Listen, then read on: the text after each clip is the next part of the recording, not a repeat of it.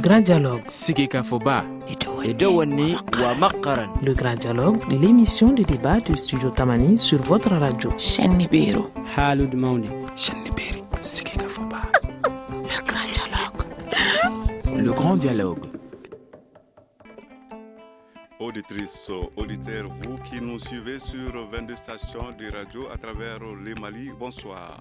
La femme malienne, c'est d'elle que nous allons parler aujourd'hui, elle qui sera célébrée le 8 mars, c'est-à-dire dans 4 jours. Occasion pour nous de nous poser quelques questions comme par exemple, la femme malienne, que vit-elle comme condition, quel rôle joue-t-elle et quel devrait être réellement son rôle dans la société, est-elle suffisamment impliquée dans la gestion des affaires publiques, quelle peut être sa place dans le processus de négociation en vue de l'instauration d'une paix durable. Ces questions, beaucoup de Maliennes et de Maliens se les posent certainement. Et c'est à ces questions que nous allons demander à nos invités de répondre. Nos invités qui sont Madame Dambélé Oulimatou Sow, elle est la présidente de la Fédération nationale des collectivités d'organisation féminine FENACOF. Madame Tunkara Sophie Souko, elle est directrice nationale adjointe de la promotion de la femme. Et Jean Fomba, il est lui de l'ONU Femmes. Mesdames et messieurs, bienvenue. Alors, je vous le disais tout à l'heure, tous les ans, la femme est célébrée à travers le monde à une date précise, le 8 mars. Un événement qui n'est jamais passé inaperçu ici au Mali, voilà déjà 21 ans. Le 8 mars, ce sont des festivités, chants, danses, mais c'est aussi en principe le jour où les femmes doivent le plus réfléchir au chemin qu'elles ont parcouru. Alors, au-delà du côté festif, le 8 mars est-il véritablement un jour de prise de conscience de la condition féminine au Mali? Nous allons poser la question d'abord à Madame Dambélé Oulimatou Sow, elle qui est la présidente de la FENACOF. Merci beaucoup. Donc, je dis bonsoir à tous les spectateurs et les auditeurs, excusez-moi. Et puis, bonsoir au studio Tamani, qui a toujours voulu quand même associer, n'est-ce pas, les femmes à tous les débats que vous organisez ici. Donc, vous êtes en train de dire par rapport à la Journée internationale de la femme. Donc, c'est évidemment une occasion de dresser le bilan des progrès réalisés en faveur de l'épanouissement et puis de l'émergence, n'est-ce pas, de la femme.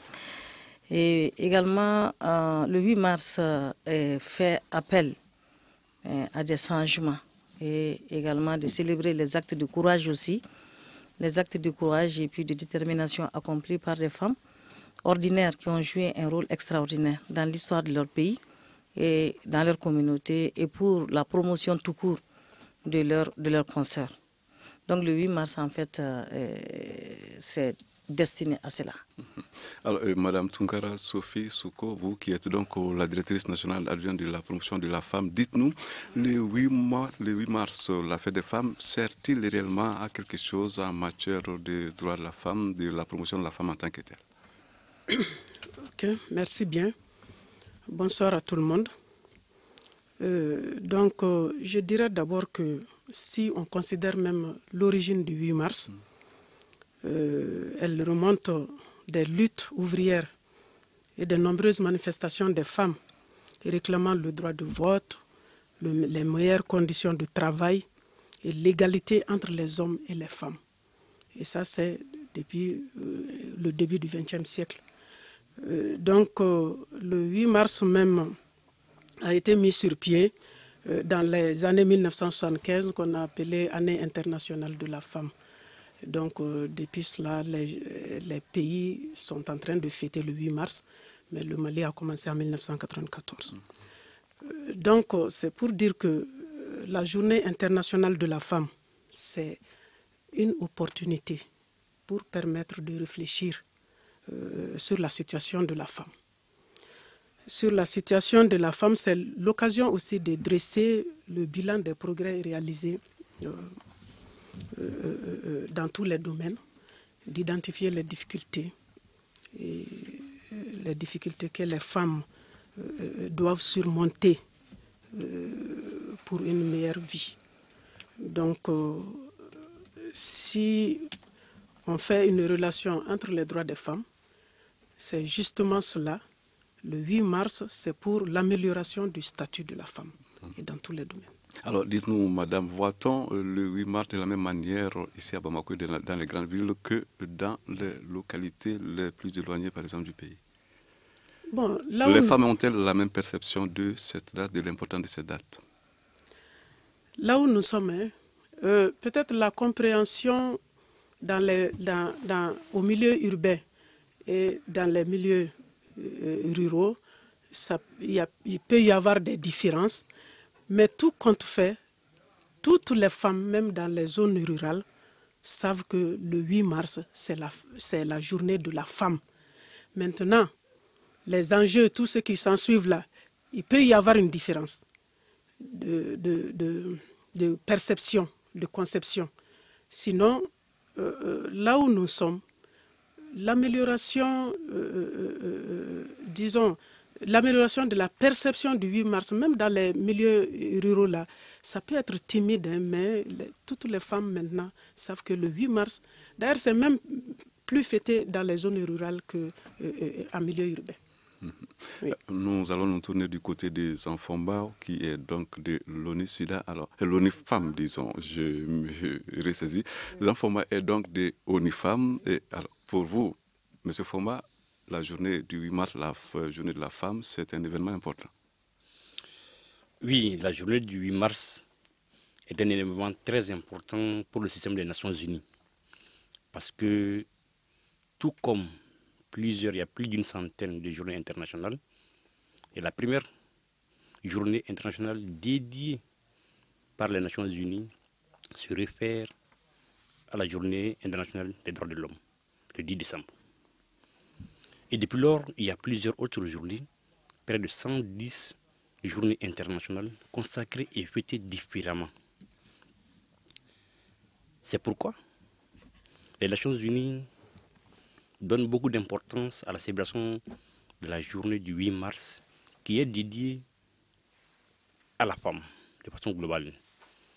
Et à cette occasion, il permet aux différents responsables du système des Nations Unies, tels que le secrétaire général, telle que la directrice exécutive de ONU Femmes, d'adresser un plaidoyer fort et apprécié sur la condition de la femme, et retraçant tous les progrès possibles réalisés pendant cette laps de temps, mais aussi d'inviter les gouvernants à porter plus d'attention sur les conditions de la femme en se référant sur 4 points clés. Le premier point qui tient beaucoup à cœur le système des Nations Unies, c'est la promotion des textes et des mesures juridiques favorables pour accompagner tous les acquis et consolider les acquis de la femme. En second lieu, en termes d'information et de sensibilisation pour conscientiser l'opinion nationale et l'opinion internationale sur les conditions que connaissent les femmes depuis que le monde est monde. Et en troisième ressort, d'appuyer, de plaider, d'appuyer aussi pour que les gens puissent changer de comportement et regarder la femme, pas comme la femme seulement, mais la femme en tant que compagnon de l'homme, complémentaire de l'homme, pas que la femme en quelque sorte, mais de chacun de nous doit regarder intérieurement ce qui se passe aujourd'hui à la femme, enlever cette femme et pensez-y que c'est votre fille ou c'est votre sœur. Quelle pourrait être votre réaction par rapport à cela? Et c'est pour cela que les Nations Unies accordent la 4e thématique d'intervention, c'est un appui direct aux couches défavorisées. Et je pense que c'est à l'occasion du 8 mars que tout cet assemblage est fait et revu et passé en revue par rapport à cela. Oui, c'est une fête à dimension internationale. Oui, c'est un moment de recueillement aussi. C'est un moment de commémoration et surtout de réflexion par rapport à ce qui se passe. Alors, on a beaucoup parlé de la femme ces dernières décennies au Mali, on en parle toujours d'ailleurs. Alors dites-nous à présent, est-ce qu'on a véritablement enregistré un progrès, en tout cas un progrès qu'on peut qualifier de notoire en matière de respect des droits de la femme ici au Mali? La question en premier lieu à Madame Dembélé Oulimatousso. Merci beaucoup. Donc je dirais que des progrès sont certes consignés. Parce que si on parle de progrès, n'est-ce pas, par rapport à la femme, il faut revisiter pratiquement tous les secteurs d'activité dans lesquels évolue la femme et pratiquement voir tous les domaines du développement. Dans le domaine du développement, je vois l'éducation, la santé, je vois la gouvernance, c'est-à-dire la participation de la femme à la vie publique, je vois d'autres questions également comme l'économie, comme l'eau, l'hygiène, l'assainissement. Donc il faut revisiter tout ça là. Donc vous allez convenir avec moi que dans le domaine de l'éducation, il y a quand même des progrès, mais des disparités persistent toujours parce qu'on peut dire que sur 10 femmes, n'est-ce pas, maliennes, seules 3 sont instruites également et 2 sur 10 sont alphabétisées. Ça veut dire déjà qu'il y a des problèmes, mais il y a des progrès tout de même parce que vous allez également convenir avec moi qu'il y a plus de femmes aujourd'hui instruites, n'est-ce pas, sur le terrain. En matière de santé, la santé de la reproduction, quand même a de sérieux problèmes par rapport à la mère et à l'enfant, le taux de mortalité qu'on sort.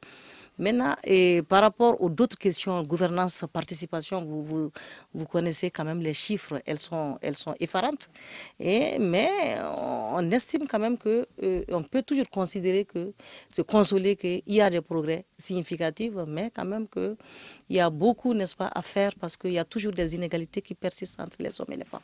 Madame Tungara Sophie Souko, vous qui êtes la directrice nationale albienne de la promotion de la femme, vous reconnaissez qu'il y a eu des progrès, mais il y a aussi du boulot. Oui. Allez-y. Il y a effectivement, il y a eu des progrès, mais il y a beaucoup à faire. Il y a beaucoup à faire. Notamment dans quel domaine? Peut-être si on essaie de voir un peu le progrès, peut-être dans la scolarisation des filles, il y a eu des progrès. Concernant la santé de la femme et de l'enfant, il y a des progrès. Bon, peut-être, sinon, il y a beaucoup à faire, par exemple, dans le cadre des violences faites aux femmes. Dans le cadre des violences faites aux femmes, il y a des progrès, il y a des problèmes. Dans le cadre de l'autonomisation de la femme, de l'éducation de la femme, il y a des problèmes. Parce qu'il y a peu de femmes alphabétisées par rapport à l'homme. Concernant les violences, il y a beaucoup à faire, mais on peut noter la volonté politique parce qu'il y a tout un arsenal juridique. Voilà, dites madame, les violences faites aux femmes, il y en a plus en campagne que dans les villes, non? Les violences, c'est à tous les niveaux. Que ce soit en campagne, dans les villes, les violences persistent. Peut-être les cas de violence peut-être ne sont pas les mêmes dans le milieu urbain que dans le milieu rural. Sinon, les violences sont partout. C'est dans les campagnes comme dans les villes. Sanfomba, en quelques mots, avant donc la pause, vous aussi, vous pensez que le Mali a enregistré des progrès importants en matière de respect des droits de la femme? Oui, si on se réfère d'abord par rapport au cadre juridique qui permet l'exercice des droits civiques, économiques et sociaux des hommes et des femmes, ça veut dire que vous allez d'abord dans les lois. Donc la source principale qui accorde les prérogatives à toute couche, c'est d'abord le droit. Quand vous regardez d'abord la Constitution de 1992, il y a quand même un déphasage avec les anciennes constitutions que le Mali a connues, plutôt par rapport à la Constitution de 1974 que je connais le mieux. Après cela, il y a d'autres codes qui sont venus, qui ont eu des impacts sur la femme. Quand vous regardez le code pénal, la loi 080 du 20 août 2001, c'est des lois qui ont beaucoup changé par rapport à cela. Et même la loi sur le commerce. Parce qu'avant, à un moment donné, c'était difficile pour une femme d'exercer le commerce sans l'aval de son mari. Mais la nouvelle loi qui est venue a modifié cela. Mais il y a aussi beaucoup d'autres lois à faire. Bon, ça c'est de façon nationale. Sanfomba, vous aurez la parole après une courte pause que nous allons observer. Vous écoutez Studio Tamani, votre avis nous intéresse. Écrivez vos commentaires et suggestions sur la page Facebook et dialoguez avec nous. Studio Tamani, c'est aussi les réseaux sociaux. Alors, comme promis, Zanfomba de l'ONISIDA, excusez alors, c'est de l'ONIFAM alors, Zanfomba de l'ONISIDA, vous étiez en train de nous parler justement des progrès réalisés en matière de respect des droits de l'homme. Vous étiez sur les aspects peut-être judiciaires. Alors, on va vous demander donc de continuer. Oui, donc je disais que par rapport à la loi sur le commerce qui a été instaurée en 92, le 27 août 1992, a donné des modifications et la femme a maintenant le plein pouvoir d'exercer une activité génératrice de revenus ou une activité commerciale sans l'aval de son mari et que c'est une très bien bonne chose. Et aussi, excusez, c'est une loi qui est là, mais est-ce qu'elle est véritablement appliquée? Si oui, est-ce qu'elle est appliquée partout, aussi bien en ville que en milieu rural, dites? Ok. Bon, je connais beaucoup plus, et même si présentement j'évolue dans la grande ville à Bamako, mais je connais le milieu rural. Et nos mamans, par exemple, qui vont faire les marchés forains, et généralement, quand même, depuis le Mali et Mali, quand même, c'est des choses qui sont permises dans nos milieux, même ruraux, même les plus conservateurs. Et donc, cela a un impact, effectivement. Mais quand vous regardez aussi, même quand vous partez dans les foires, qui se tiennent pratiquement de façon hebdomadaire dans presque toutes les localités maliennes, vous verrez ces femmes braves qui bravent le temps, les intempéries pour aller à la recherche de suffisance pour la famille. Et c'est là à tous les niveaux aujourd'hui. Bon, souvent, il peut y avoir des contraintes dans l'application parce que l'individu en soi peut interpréter beaucoup de choses par rapport à ça. Mais le fait même de prendre une loi qui allège la femme dans ce sens-là est symbolique et porteur par rapport à cela. Alors, une loi de ce genre, quand vous la prenez, elle a besoin certainement d'être expliquée, n'est-ce pas, Madame Damélie? Bien sûr, bien sûr. Aujourd'hui, quand même, le problème afférent, n'est-ce pas, au commerce n'est plus un problème pour la Malienne. Parce que vous savez que nos marchés, n'est-ce pas, vivent avec les femmes. Et que c'est la femme, n'est-ce pas, qui est entre le marché et la famille, n'est-ce pas, pour faire le repas pour la famille. Et aussi, je dirais que ces grandes commerçantes qui sont entre Dubaï et Bamako, aussi, vous les voyez. En tout cas, les hommes maliens, je ne pense pas, je n'ai jamais entendu qu'un homme quand même a causé du tort à sa femme parce qu'elle fait du commerce. C'est une entente mutuelle, une entente consensuelle, n'est-ce pas, dans le couple, quoi. Voilà. Madame Tungara, Oui. Vous avez une réaction? Bon, pratiquement non. Tout ce que les prédécesseurs viennent de dire, c'est de la réalité. Même s'il y a problème, c'est des problèmes insignifiants. Isolés. Peut-être, comme Jean l'a dit, hein, chaque personne, chaque individu a sa perception sur une chose. Donc, si ce n'est pas ça, à part cela, hein, il n'y a pas de problème concernant le commerce des femmes au Mali. Alors, on va à présent parler du rapport femmes et vie politique. Femmes, vie politique. Dites-nous, le rapport a-t-il vraiment changé ces dernières décennies ici au Mali? Femme, vie politique. La femme et la vie politique, l'implication de la femme dans la vie politique. Donc, en fait, c'est un grand goulot d'étranglement. Quand même, c'est par rapport, n'est-ce pas, à la participation de la femme à la vie publique que beaucoup de problèmes se posent. Et vous voyez que cette évolution va en dents de scie. Donc, de l'indépendance à nos jours, si vous voyez quand même le nombre de représentations politiques au niveau de l'Assemblée nationale, le nombre de représentations dans les différents gouvernements successifs, dans les conseils communaux, le nombre de maires, le nombre de femmes qui siègent au niveau des grandes institutions, vous voyez que vraiment, il y a problème, quoi. Il y a problème, on assiste vraiment à une insuffisance, n'est-ce pas, de la présence des femmes dans ces institutions. Madame Dambélé, le Mali, quand même, depuis l'avènement de l'indépendance, c'est un pays qui a connu assez de femmes ministres. Il n'y en a pas eu autant dans des pays même plus développés. Vous pensez, hein? En tout cas, nous, on est resté sur notre fin par rapport à cette situation.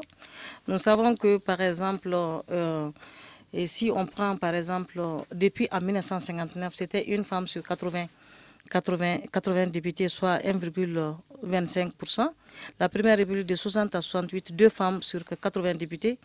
Et toujours sous ce régime de 68 à 91. Vous savez, c'est en 91 qu'on a assisté quand même à l'avènement de la démocratie dans notre pays. En 74 déjà, il y avait 5 sur 96 seulement. L'année record a été en 1997 avec 18 femmes sur 147 députés. Donc, soit 12,24. À part, n'est-ce pas, cette année, nous sommes en train de rétrograder. Aujourd'hui, l'année 2007, on était à 15 femmes. Aujourd'hui, cette année, la législature de 2013, on est à 14 femmes, soit 9,50%. Et avec, n'est-ce pas, le décès d'une députée, on est aujourd'hui à 13 femmes. Cela reflète quoi? Que les femmes ne sont pas suffisamment actives? Nous sommes, et les gens voient comment les femmes sont en train de se débattre sur le terrain. Les femmes sont quand même en avant-garde pratiquement de toutes les questions. En témoigne, n'est-ce pas, la gestion de la crise. Donc, nous sommes partout, nous sommes dans tous ces secteurs d'activité, mais c'est un problème socioculturel qui influence même la structure de l'État. Parce que l'État est un pays laïque, est un pays souverain, est un pays législateur. Voilà, l'État est souverain, législateur, mais malheureusement, l'État quand même marche, n'est-ce pas, avec des hommes, n'est-ce pas, qui ont ce sentiment, ce pressentiment. Alors, voilà. Maintenant, une question qui s'adresse à Mme Tungara Sophie Souko, elle qui est la directrice nationale adjointe de la promotion de la femme. Les femmes ministres, dites-nous, est-ce juste un symbole ou un acte véritablement susceptible de contribuer à la promotion de la femme à travers le pays? La nomination des femmes au poste de ministre. Oui. Mais ça ne peut être qu'un acte qui contribue à la promotion de la femme. C'est ce qu'on veut d'ailleurs. Toute discussion là, c'est pour ça. Il faut les femmes au poste de décision.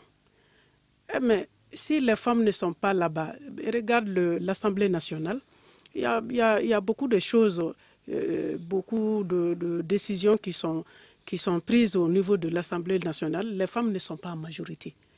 Donc, très souvent, il y a des problèmes concernant les problèmes de femmes à l'Assemblée. Parce que les femmes ne sont pas en majorité. Et cette minorité aussi qui est là, bon, mais avec, quel que soit leur coup de force, ils ne peuvent pas combler le vide qui est là. Donc, vraiment, quand les femmes sont au poste de responsabilité, c'est ce qui contribue favorablement à la promotion de la femme. Alors, quand on confie donc des postes de responsabilité, des postes de haute responsabilité à des femmes, je crois que ça ne peut que plaire aux femmes. Jean Fomba, vous vous en réjouissez? Oui, bon, en fait, vous savez, ONU-Femmes, qui est l'entité des Nations Unies pour l'égalité des sexes et l'autonomisation de la femme, se bat par rapport à ça. Et son domaine d'intervention premier, c'est le domaine du leadership et la participation politique des femmes. Et à cela, je suis le chargé de programme de ce volet électoral. Et j'avoue que effectivement, ça donne boum au cœur quand on vous voit. Et souvent, vous savez, aujourd'hui, quand vous faites un classement dans le monde de par le taux de femmes au Parlement, le Mali est 121e ex aequo. Donc ça ne donne pas beaucoup de boum au cœur avec 9,5%, comme l'a dit Mme Oulimatou. Et le premier pays au monde, ce n'est ni la France ni les États-Unis. Le premier pays au monde, c'est le Rwanda. Et le Sénégal, qui est tout près de nous, est 7e mondial et 3e africain. Ça veut dire qu'il y a beaucoup de choses. La France vient en 68e position dans ce classement qui est du 1er janvier 2014. Il y a cela. Mais ce que ONU-Femmes a initié encore cette année par rapport à la campagne qu'on a dit He for She, des hommes éveillés pour des femmes, ou bien des hommes qui appuient l'accompagnement des femmes, parce qu'on veut des gens comme ça. Et on veut aussi des journalismes He for She pour accompagner les femmes. Parce que la femme, comme je l'avais dit au départ, l'homme et la femme, ils sont deux complémentaires. C'est les deux ailes d'un même oiseau. Donc quand l'aile droite bat, ça veut dire que l'aile gauche va ressentir l'envol de l'oiseau qui est là. Donc cela veut dire quoi? L'harmonie même dans un pays ne peut se comprendre que quand les hommes et les femmes participent de la même façon. Et souvent je donne un exemple terre à terre qui contrôle par rapport à cela, qui corrobore beaucoup chez nous dans les milieux agricoles et ruraux dont je suis issu. Quand les hommes vont au champ le matin, il faut que il mange quelque chose à 6 h du matin pour aller. Mais pour manger cette chose-là à 6 h du matin, il faut que la femme soit debout à 4 h du matin. Et la femme, quand vous prenez son temps de travail, vous voyez qu'elle fournit beaucoup d'efforts. Et que si ces efforts étaient comptabilisés, on verra que la femme est pratiquement le support même de la société en termes d'apport. Pas pécuniaire, mais en termes d'apport physique. Mais si on évaluait le fait de préparer et amener le repas au champ, le fait d'entretenir les enfants, les personnes âgées à la maison, ou accompagner même quelqu'un à l'hôpital pendant 48 heures, vous voyez donc déjà avec beaucoup de choses, mais c'est la femme qui supporte cela dans notre milieu. Et c'est ça, et la façon de socialisation dont le Mali a été conçu. Alors, sans vouloir vous interrompre, je voudrais juste faire remarquer qu'une femme vient d'être nommée présidente de la Cour constitutionnelle. C'est une première, non, Madame Dambélé? Je ne suis... Oui, d'accord. Je suis d'accord que c'est une première fois au Mali que une femme accède au poste de présidente de la Cour constitutionnelle. Et ça nous donne chaud au cœur parce qu'aujourd'hui, sur les 8 institutions de la République malienne, il n'y avait pas de femmes présidentes dignes c'était quelque chose qui n'est pas bon. En tout cas, c'est pas tellement bien visible. Mais le fait que cela revient, et aujourd'hui, c'est le lieu aussi de féliciter les plus hautes autorités de la République parce que cette nomination, elle est volontaire et choisie par des présidents d'institutions. Le président de la République fait son choix, le président de l'Assemblée nationale donne ses 3 choix, et le président du Haut Conseil aussi donne ses 3 choix. Mais les 2 femmes qui sont venues ont été sur une même liste de propositions. Ça veut dire que c'est déjà une volonté politique qui est là et que c'est le milieu de beaucoup l'apprécier. Maintenant, la cause du chute ou de l'évolution en dents de scie de la représentation des femmes est due à beaucoup de facteurs qu'on veut comprendre. Je vous donne juste un chiffre.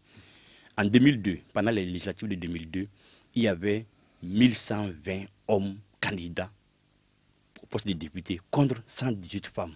Déjà, l'écart même déjà est trop grand depuis au départ.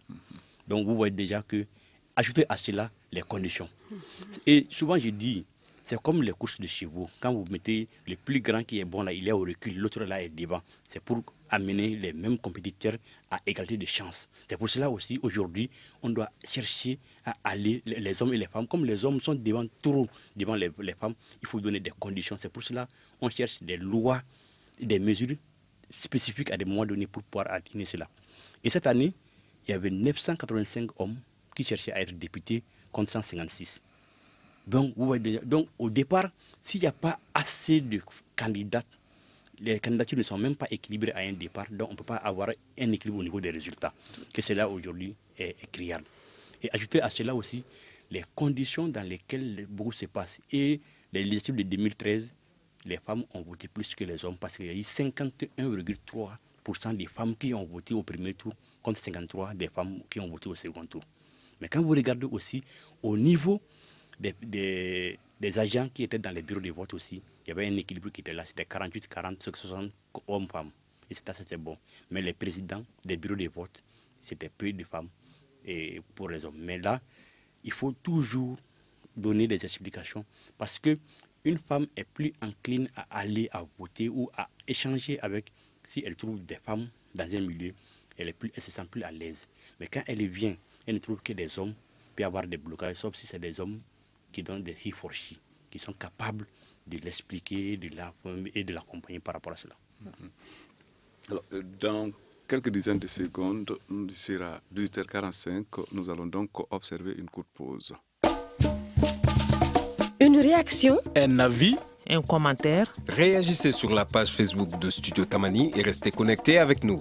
Studio Tamani sur les réseaux sociaux pour vous faire entendre.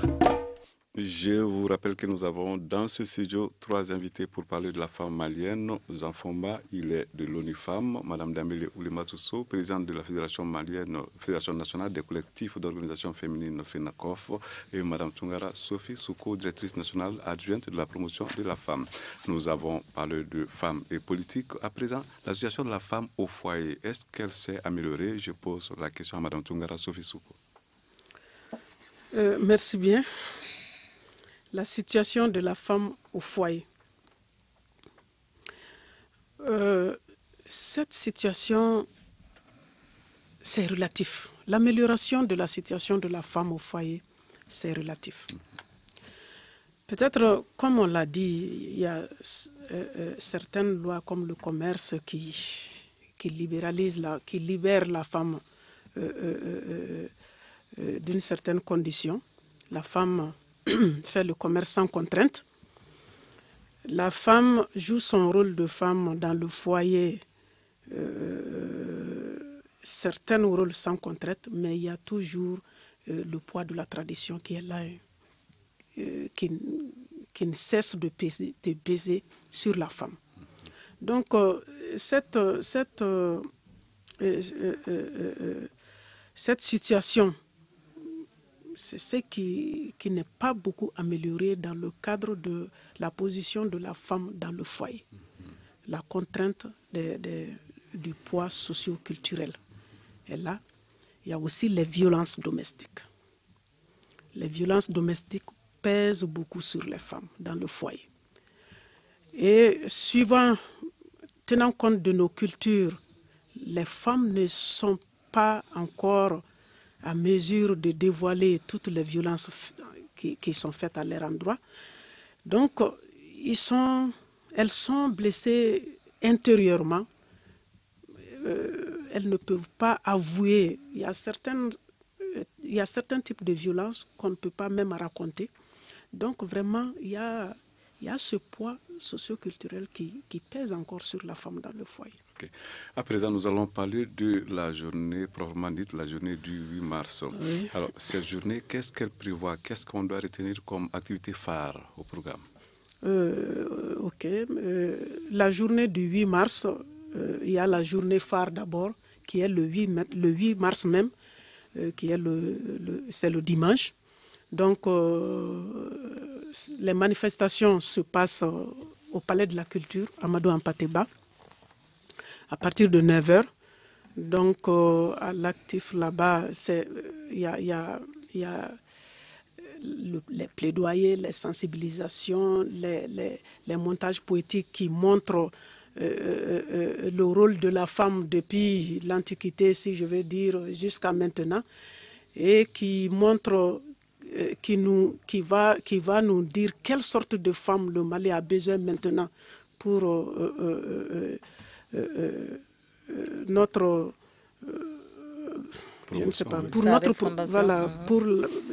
pour notre promotion. Il y a aussi un film qui Aspiration de femmes. Une portion va être projetée. C'est un film qui montre la relation entre l'insécurité et l'autonomisation de la femme. Il y a aussi des hommages à nos pionnières, les pionnières de l'indépendance, nos mamans qui se sont battues aux côtés des pères de l'indépendance pour l'indépendance de notre pays. On va rendre hommage à ces pionnières-là. Et tout ça là va être sous la haute présidence du président de la République. Après, même avant le 8 mars, depuis le 1er mars, on est en train de faire des activités. Même aujourd'hui, il y avait une activité au Centre international de conférences concernant femmes et VIH-Sida. Femmes VIH-Sida. Donc, demain, il y aura une exposition photo au Musée national concernant les coiffures, comment la femme s'habillait de 1960, 70, 90. Donc, il y a plein d'activités qui vont se passer pendant ce 8 mars. Après le 8 mars, ça continue. Il y a des conférences débats sur le thème même de la journée. Il y a des conférences débats, donc il y a d'autres activités prévues après le 8 mars. Mais justement, le thème de la journée, le thème national, c'est croissance économique et autonomisation des femmes, engagement inclusif pour un Mali sécurisé, stable et émergent. Oui. Alors, vous pensez que c'est un choix qui convient? Oui, pour nous, là où nous sommes là, c'est un choix qui convient. C'est un choix qui convient parce que là où le Mali est, on est entre insécurité et paix. Nous, on veut la paix maintenant. Donc, l'autonomisation de la femme est liée à cette paix-là. Tant qu'il y a l'insécurité, on ne peut pas faire d'activités génératrices de revenus. On ne peut pas même faire le petit commerce là, ça ne peut pas se faire. Donc, même mieux entretenir sa famille, ça ne peut pas se faire dans l'insécurité. Donc, vraiment, on a dit l'engagement inclusif, c'est l'engagement de tout le monde pour qu'il y ait cette paix et que jaillisse l'autonomie de la femme. Madame Dambélé ou les Matousso, oui? Oui, en fait, je suis en phase avec la directrice parce que les femmes jouent quand même un rôle prépondérant dans le socio-économique de premier plan. Donc, plus de 50%, n'est-ce pas, des femmes. Elles sont à 80% dans la production alimentaire. Elles sont à 70% dans l'alimentation, elles sont à 58% dans le commerce et le secteur informel. Donc, laisser en marge quand même cette masse critique, n'est-ce pas, de la population, c'est vraiment aller dans l'incertitude, quoi. Donc, c'est pourquoi la prise en charge des femmes et des jeunes, quand même, est très essentielle si vraiment un pays veut s'en sortir. Ce n'est pas des questions, des considérations socioculturelles qui doivent faire en sorte qu'un État doit traîner, n'est-ce pas, le pied par rapport à la promotion des femmes et des jeunes. C'est essentiel, c'est obligatoire. Donc il faut que notre pays s'engage, n'est-ce pas, en cela, pour la participation et la représentation positive, n'est-ce pas, des femmes dans les instances de décision. C'est à ce prix-là qu'on pourra booster notre développement durable. Zanfomba de ONU Femmes. Oui. Bon, moi je trouve que le thème, il est plus que révélateur. Vous savez, le monde s'était engagé en 2000 pour pouvoir éradiquer 8 objectifs qu'on avait définis comme les OMD.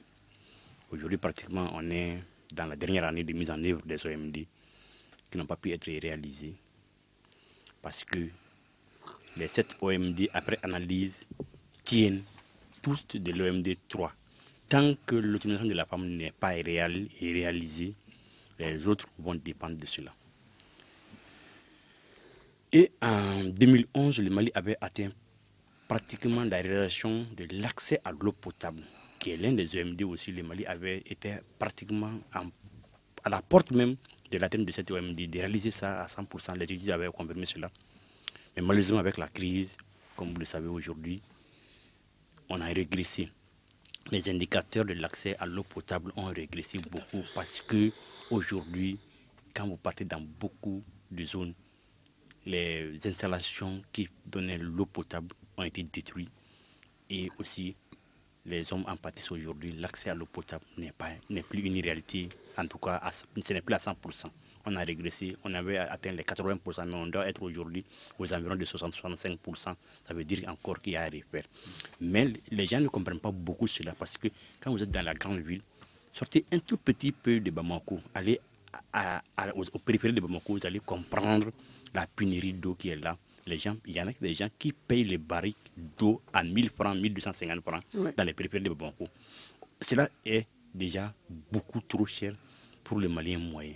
Donc voilà, et c'est pour cela que moi je pense que le thème là, normalement, on doit en faire un cheval de bataille pour arriver à l'autonomisation de la femme qui peut déterminer les autres indicateurs par rapport au développement. Le dialogue inclusif intermalien, disons, Madame Dambélé en parlait tout de suite, disons alors, le dialogue inclusif intermalien, nous sommes sûrs que les femmes s'y intéressent de très près, elles qui payent le plus souvent le plus lourd tribut lors des conflits.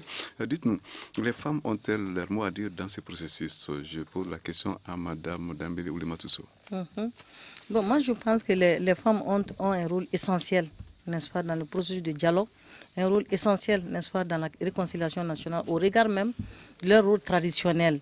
Leur rôle traditionnel, la femme à la maison, on dit que la femme, si elle va chez son mari, on dit qu'elle elle doit être fil et aiguille, n'est-ce pas? Elle doit coudre, n'est-ce pas, les liens, n'est-ce pas, familiaux. Maintenant, de même, la femme doit coudre, n'est-ce pas, le tissu déchiré, parce que vous n'êtes pas sans savoir que la crise a ébranlé tous nos fondements, qu'ils soient institutionnels ou qu'ils soient sociaux. Donc, la femme doit quand même faire prévaloir ce rôle traditionnel, de transposer, n'est-ce pas, aux fins vraiment d'aider, n'est-ce pas, à la consolidation de la paix et à la réconciliation nationale. Dans ce processus de dialogue, nous avons quand même œuvré, n'est-ce pas, pour que la femme elle soit assez représentée dans les organes et instances, n'est-ce pas, du dialogue et de la réconciliation nationale. Alors, une dernière question pour un dernier tour de table. Quel rôle peuvent jouer les femmes dans la perspective d'un accord? Nous posons d'abord la question à Mme Tungara Sophie Souko. Merci bien. Le rôle de la femme est prépondérant dans le processus de dialogue. Comme Mme Dambélé vient de dire, hein, la femme, c'est pour coudre et non pour déchirer. Donc tout compte fait, quelle que soit la gravité, si la femme est impliquée dans le processus de dialogue, il y aura un impact. Il y aura un impact. Il y a une résolution des Nations Unies, la résolution 1325, qui définit le rôle de la femme dans la prévention, dans la gestion des conflits. Alors, nous allons maintenant donner la parole à Zanfomba de ONIFAM, en 2 mots. Oui, bon, pour moi ici, c'est l'occasion de remercier toutes ces femmes qui ont participé depuis Ouaga 1 aux différents accords qui ont été liés jusqu'à l'accord qui a été conclu entre le Mali et qui est le projet de version en date du 25 février 2015.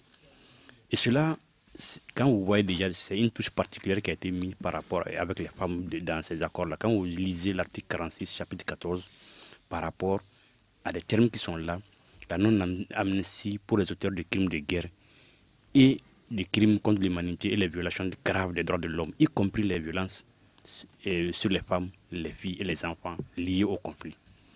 Quand vous prenez beaucoup d'accords de paix avant, cette disposition n'existait pas. Et c'était des choses qui étaient laissées aux oubliettes.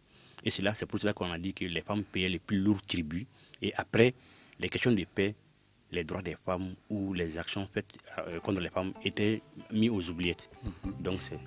Alors, Madame Dambélé Oulimatousso. Oui, merci beaucoup. Moi, je dirais pour compléter ça, que la femme ne fait pas la guerre.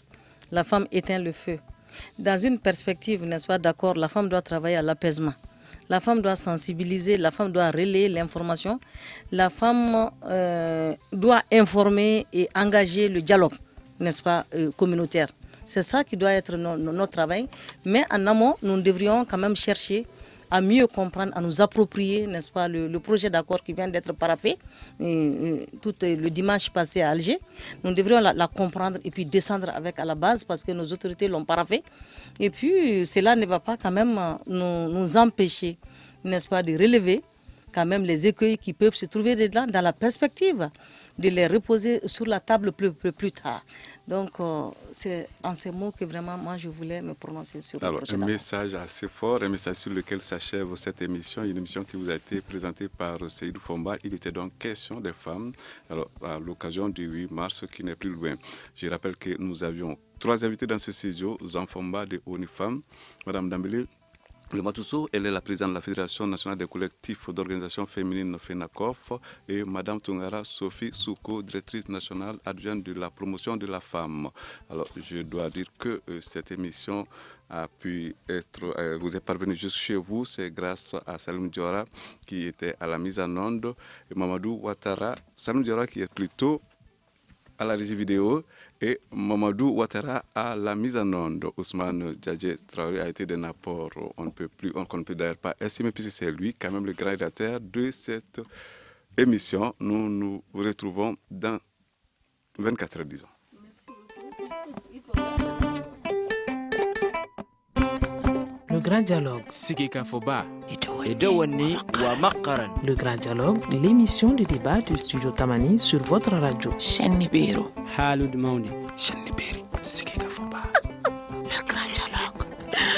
Le Grand Dialogue.